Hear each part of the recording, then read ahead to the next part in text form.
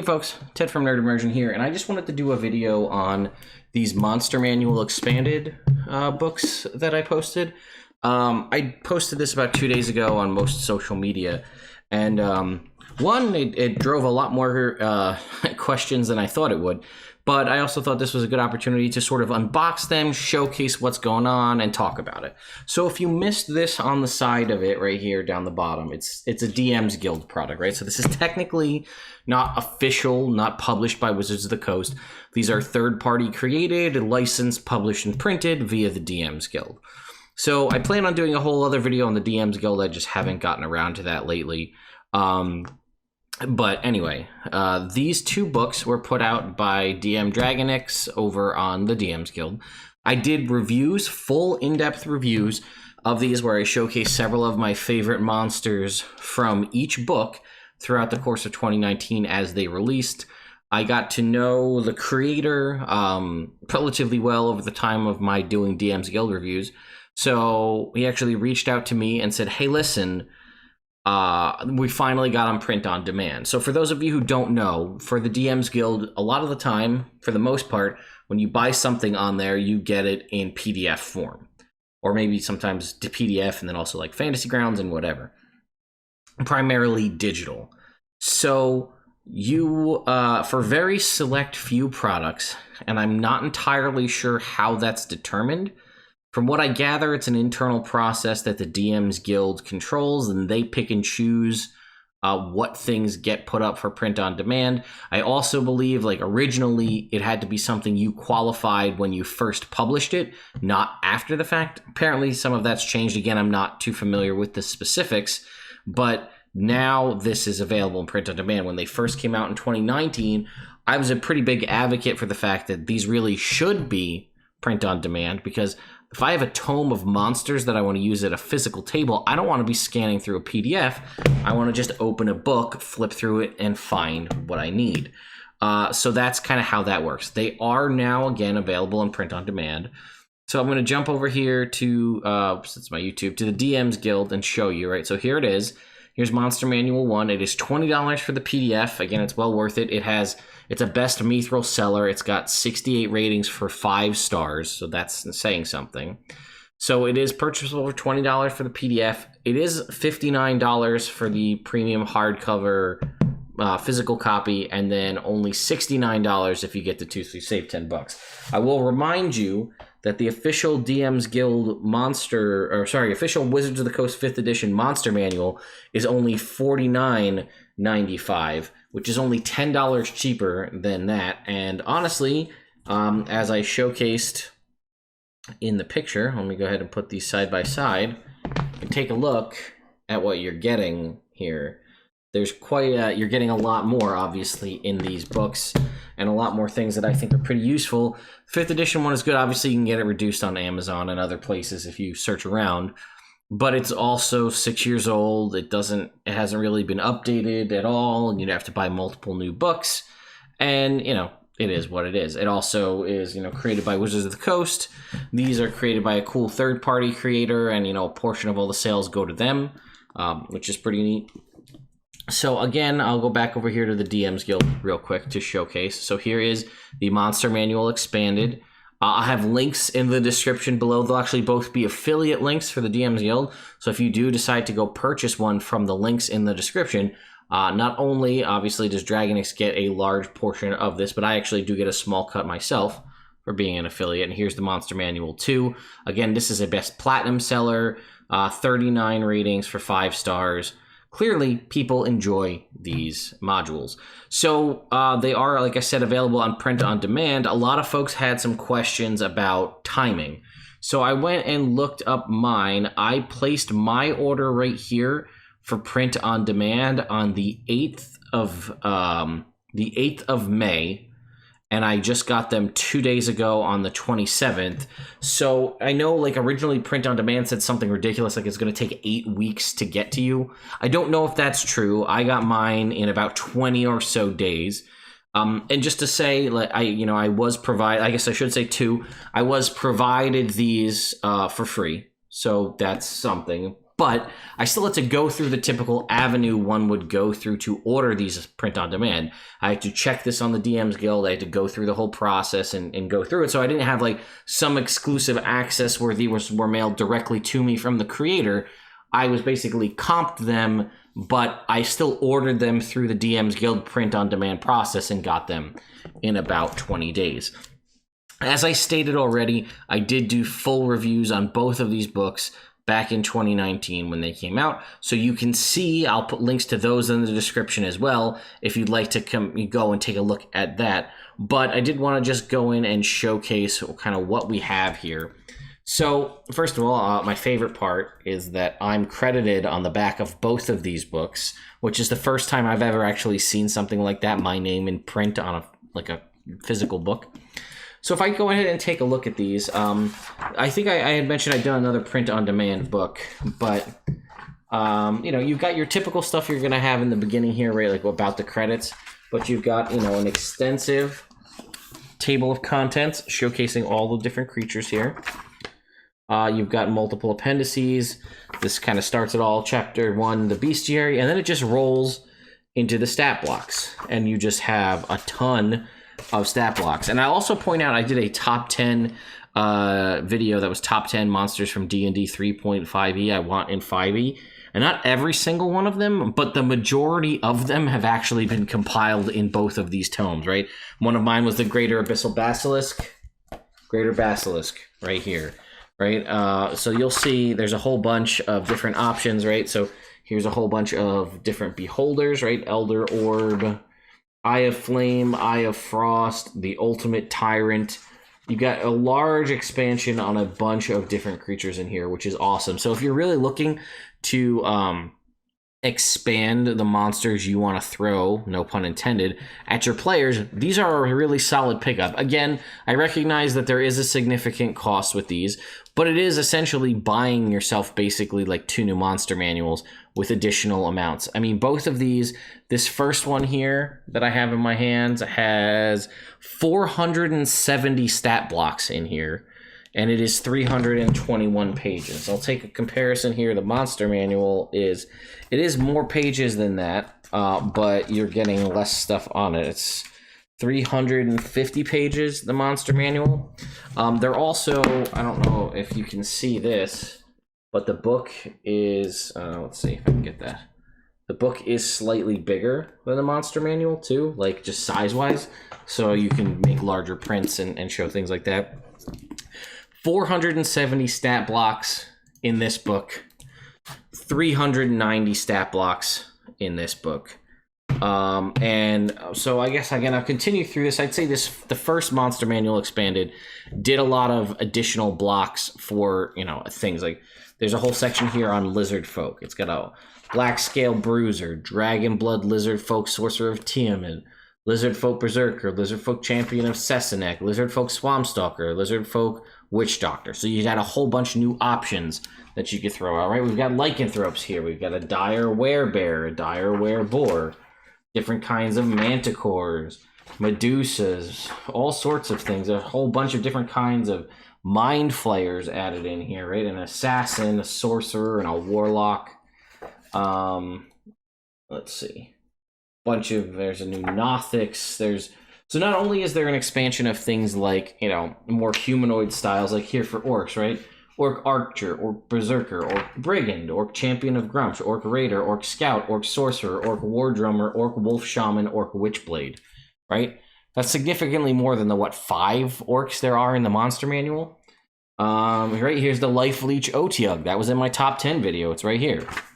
A couple new owl bears. Now let's skip to the end of the book and get to sort of there's a whole bunch of skeleton options, more sloths.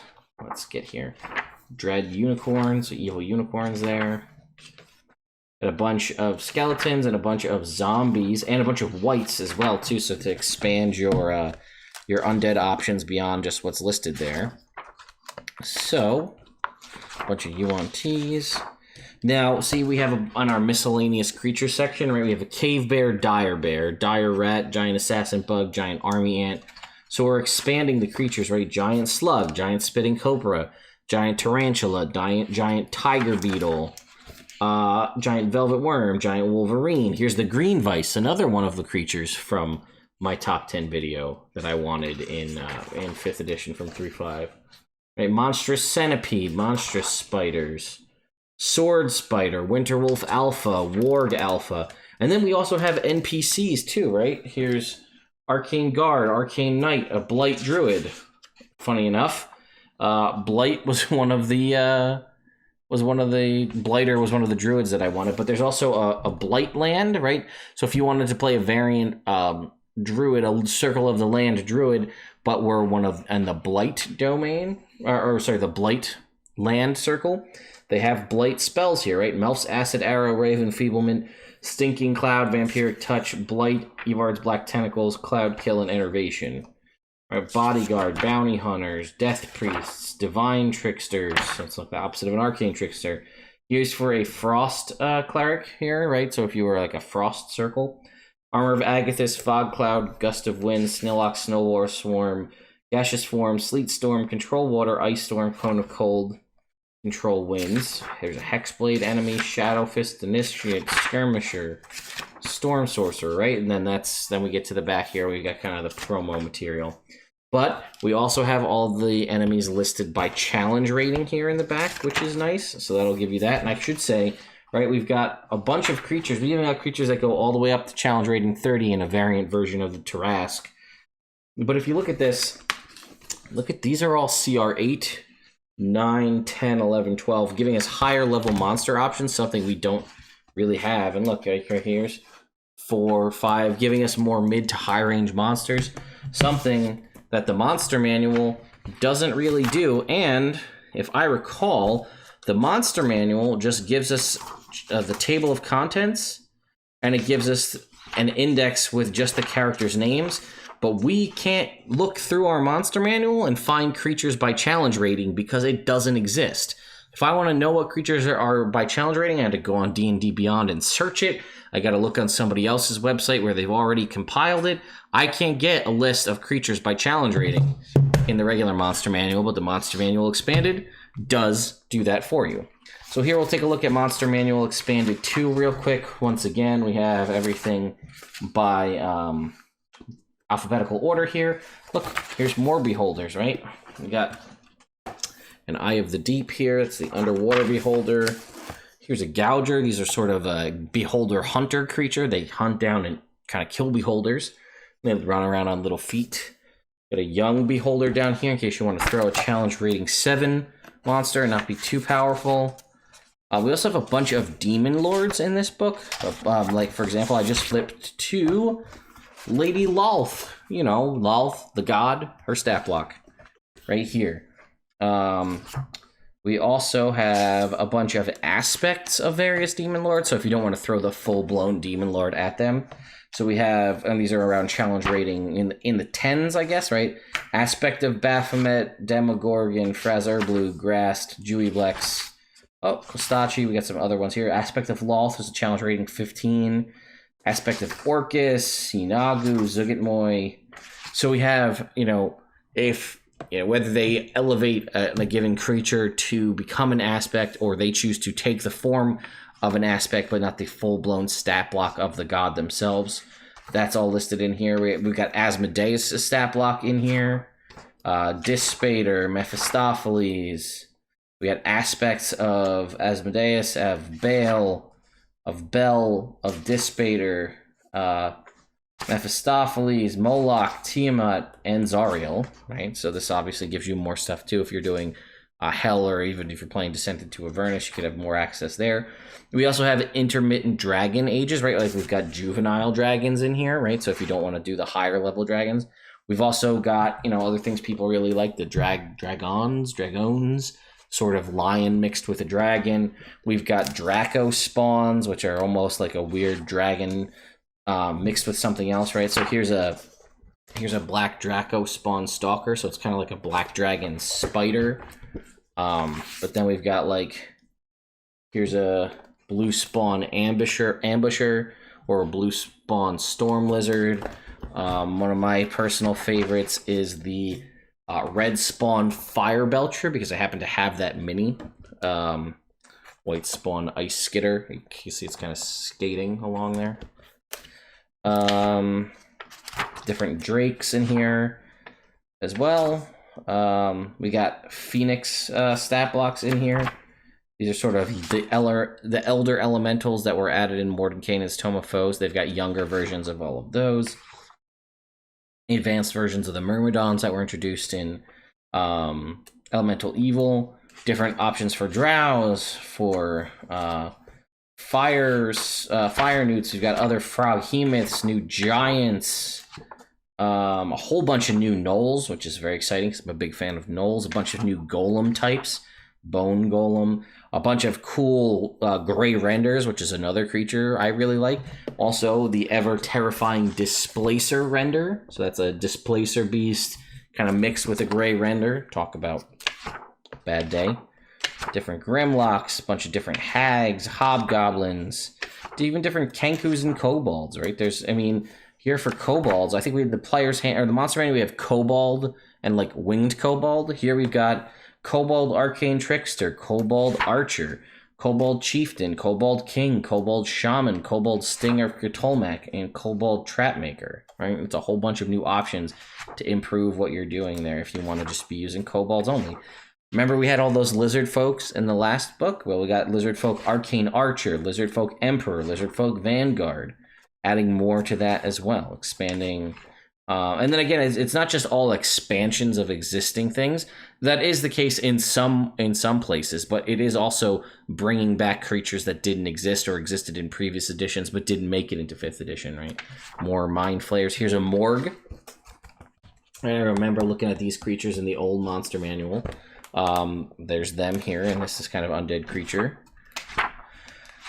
What else do we got? Also, how awesome is this art of the Greater Nilbog? Look at that guy. That's pretty good. I like that. Got more ogres, more orcs again. So here for the orcs, to continue that conversation from last time. Orc Conqueror, Orc Doomhand of Yurtrus, Orc Great Eye of Grumsh, Orc King, Orc Vanguard, Orc Mauler, Orc Sharpshooter, Orc War Chanter, Orc War Priest of Ilnaval.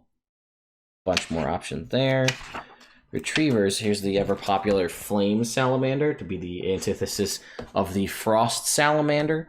Rather, the one that was, I think it was in Volo's guide, or maybe Mordenkainen's, but not to be confused with like the Salamander sentient elemental creature. More Shatterkai, versions of Slithering Trackers, Tinkali, or Tlinkali, the sort of scorpion people. We got a couple more options for them, which is cool. Also, this turtle, though, how about that, guys, right? This turtle witch doctor, that, you can't tell me that doesn't look badass. I'm a big fan of that. Trappers, troglodytes, different ghoulies. I don't know if that's how you pronounce it, but that's how we always did. Here's a Wendigo. All right, we're just a brand new stat block for a Wendigo, challenge rating 9. Different woodwoads, more UNT options, a bunch of UNT options, new Yugoloths as well. And this is the one that has the bunch of different zombie variants, right? So like we've got here Bugbear Zombie, Bullywug Zombie, Carrion Crawler Zombie, Chimera Zombie, Cyclops Zombie, Etten Zombie, Adult Dragon Zombie, Ancient Dragon Zombie, Juvenile Dragon Zombie, Young Dragon Zombie, Fire Giant Zombie, Frost Giant Zombie, Hill Giant Zombie, Goblin Zombie, Hobgoblin Zombie, Hydra Zombie, Hunter Shark Zombie, Kobold Zombie, Lizard Folk Zombie, Orc Zombie, Owlbear Zombie, Troll Zombie, and Wolf Zombie. That's going to give you a lot more options for throwing undead at your players rather than like the 3 that are in the monster manual. Again, we have a whole bunch more NPCs in the back here. They also have some really nice art for them that I like. I really like these 2 kind of like assassin arts. I'm a big fan of those. There's a Cavalier, I think, is in this one. Yep, and it's Eric from the D&D cartoon as the Cavalier art. I like that. Let's see here. Also, this Monster Slayer art. Awesome. The scythe and the lantern there. All right, let's keep going. Let's see what we've got here at the end. Then chapter appendix B is just cultists, right? We introduced a lot of demon lords and great devils, right? Cult priest of Asmodeus, high priest of Asmodeus, exort of Amadeus, and then so on and so forth for all the other different creatures, right? Death priest of Orcus. There's also some new spells in the back here: Unholy Aura, Unholy Weapon, and Wall of Iron. Unholy Aura and Unholy Weapon are basically the opposite of Holy Weapon and Holy Aura. Also, some of the first stuff that was released by this creator was these character talents, which are sort of ways to expand options for your for your characters, whether not necessarily doing feats, but there's a whole protocol on how to do them. But they basically add other cool, unique options for your character to add different versatility and maybe focusing more on different options based on your character. And I think there's actually a third version of it out now, Character Talents 1, Character Talents 2, and I think 3 is out. There's also a monstrous version as well to improve monsters, which you could use in conjunction with Monster Manual Expanded 1 and 2. I've done reviews of just about all of those as well, but here in the back of this is actually a demo section of Character Talents to give you an example. So look at, like, here's a whole bunch of options that are just listed in here for you to use to get an idea, right? So let's find one, right? So, Brilliant Mind, intelligence 10 or higher, you have a +1 on intelligence saving throws. Similar versions of that for everything. Agile, you can roll a dexterity ability check. You can re-roll a dexterity ability check or dex saving throw. You must use the result of the second roll, even if it's lower, once per long rest. Right, let's keep going. There are a bunch of background-related ones. There are combat-related ones. So here's Cleave, which is, we talked about this a little bit, but on your turn, when your melee attack reduces a creature to 0 hit points, any excess damage from that attack might carry over to another creature nearby. You can select another creature within reach, and if your original attack roll can hit it, apply any remaining damage to it. You cannot move while you perform Cleave. You can only use this ability once per turn. And that was, you needed strength 13 or higher. Then they added this talent here of Great Cleave, which is you need Cleave and a strength of 15 as Cleave, but you can deal the full normal damage to additional creature you selected with the second attack. Right, and then there's other options here. 2-weapon Rend was a prerequisite of 2-weapon Fighting, which is not really an option because anybody can do that unless they mean the fighting style. When you perform 2-weapon Fighting, I guess so, and you hit a creature with both your left and right hand weapons in the same turn, you can choose to deal an extra weapon damage equal to 2d6 plus your strength or dex mod once per short or long rest. Then there are things here tied to the different races as well. Right? Yep. Racial things. Then we have class-specific ones as well. So, I don't know. Extra expertise for the bard at level 3. Choose a skill you're not proficient in. Double your proficiency bonus in doing so. Improved bardic inspiration. Recipients of your bardic inspiration roll get 2 instead of just 1. Get to roll twice and get to choose the higher. Things like that. And then again, we have our challenge rating, creatures by challenge rating in the back of the book here. Again, we have a lot more mid-range, but we do still have a significant amount of low-range creatures as well. And once again, one of my favorite parts is Nerd Immersion, quoted on the back of the book. So I wanted to explain that to everybody. So yes, they're available right now. They're on the DM's Guild. They are third party, so keep that in mind. It took me about 20 days to get mine from when I placed the order. I placed it at the beginning of May, which was we were still pretty steeped in all of this COVID stuff. So I'm not entirely sure if, we still are steeped in it. So I'm not entirely sure if placing the order now would be better or worse. But like I said, I placed it on the 8th of May and I got it about basically 19 days later. So your mileage may vary on that. I'm not sure.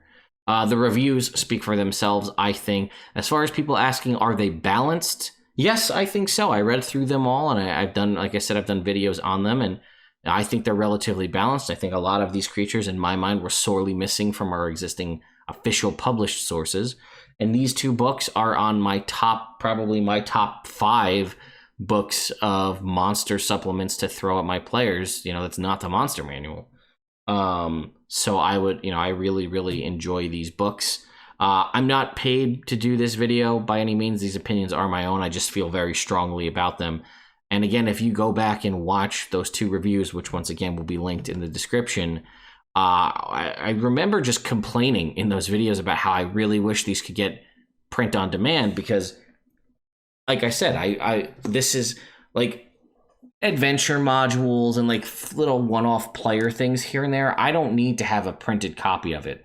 But when I'm sitting down at the table and I'm like trying to put together a random encounter, or like something happens and I got to find a stat block for something, I want a physical book to look that up. And again, I'm speaking primarily when I'm sitting at a table. Obviously, no one's doing that and playing D&D right now. Online, things are a little bit different. And I'm thankful that I have the PDFs as well. So,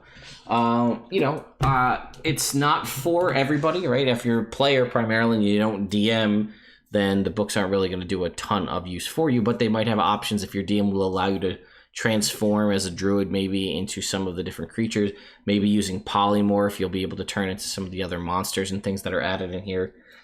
I don't know. I just do feel very, very strongly about these books. I really enjoy them. It's definitely a huge boon, the fact that they're now options that you can get print on demand. And like I said, the creator is awesome. He's super, super nice and has provided, all of these to me for review purposes, and I greatly appreciate that as well. But let's be honest, once I found out they were print on demand, if I didn't get them for free, I would have bought them myself because I just wanted to have them in my collection. So thank you once again for all of you for coming out and checking out this video. I hope that explains it, probably longer than it needs to, but it's Nerd Immersion. You expect me to ramble on longer than I need to. Thank you to my patrons over on Patreon for continuing to support me. Links for all this stuff, once again, in the description down below. If you haven't subscribed, I would appreciate it if you did so, and I will see you all next time.